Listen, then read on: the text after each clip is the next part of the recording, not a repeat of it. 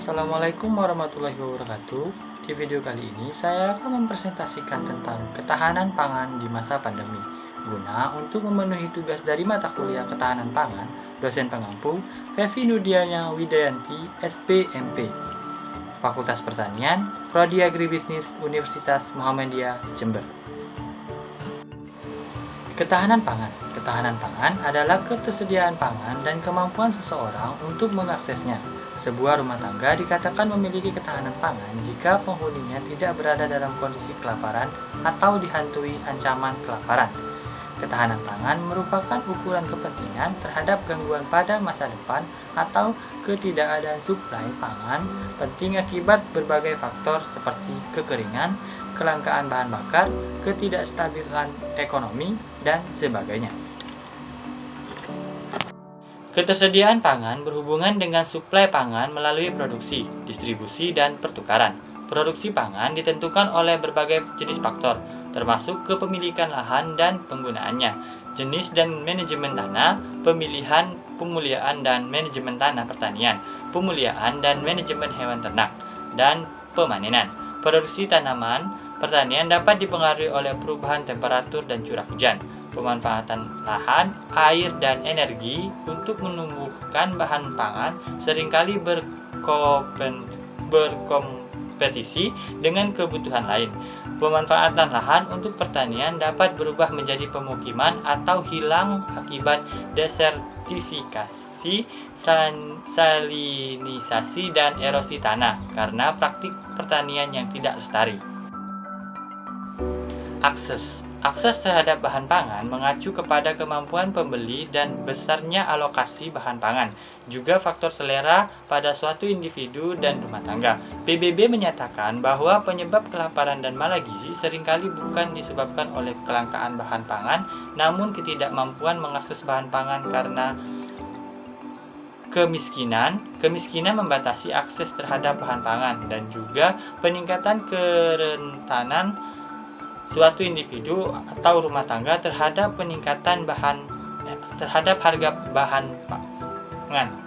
Kemampuan akses bergantung pada besarnya pendapatan suatu rumah tangga untuk membeli bahan pangan atau kepemilikan lahan untuk menumbuhkan makanan untuk dirinya sendiri.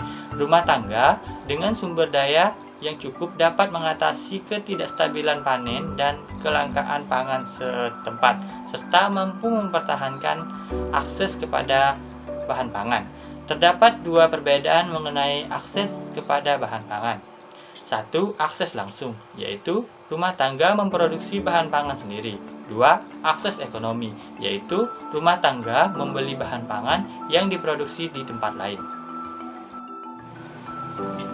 Tantangan untuk mencapai ketahanan pangan: hama dan penyakit, perebutan lahan, perubahan iklim, krisis air global, degradasi lahan. Ketahanan pangan di masa pandemi. Laporan Organization for Economic Cooperation and Development menyebutkan bahwa pandemi COVID-19 ini berimplikasi terhadap ancaman krisis ekonomi besar yang ditandai dengan terhentinya aktivitas produksi di banyak negara.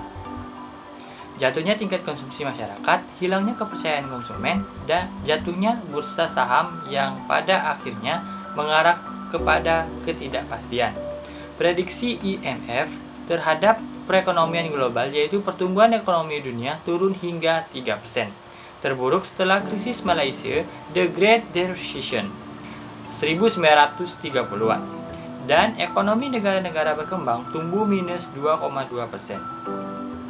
Pandemi COVID-19 berdampak pada berbagai tatanan kehidupan masyarakat.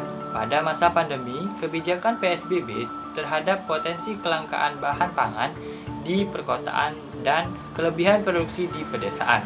Pasca pandemi, pasokan suplai raw material berpotensi terhadap penurunan produksi di pedesaan sehingga ketahanan pangan menjadi terganggu.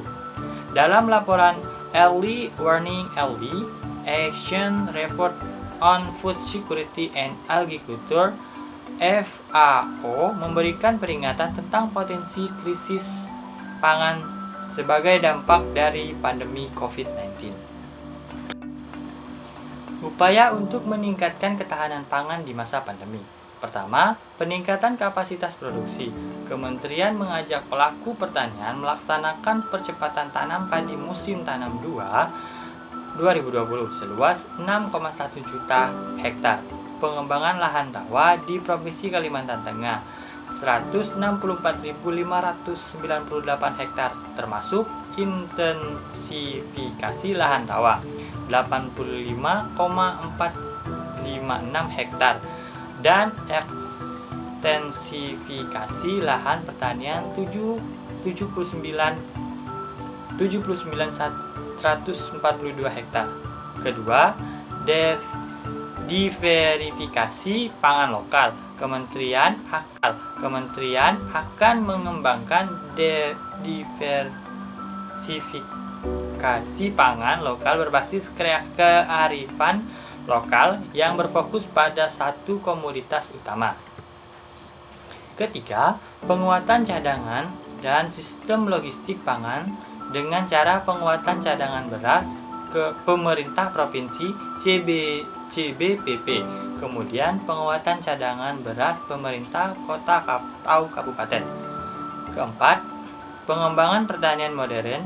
Caranya melalui pengembangan smart farming, pengembangan dan pemanfaatan greenhouse untuk meningkatkan produksi komoditas hortikultural di luar musim tanam, pengembangan korporasi petani, dan pengembangan food estate untuk meningkatkan produksi pangan utama, beras atau jagung.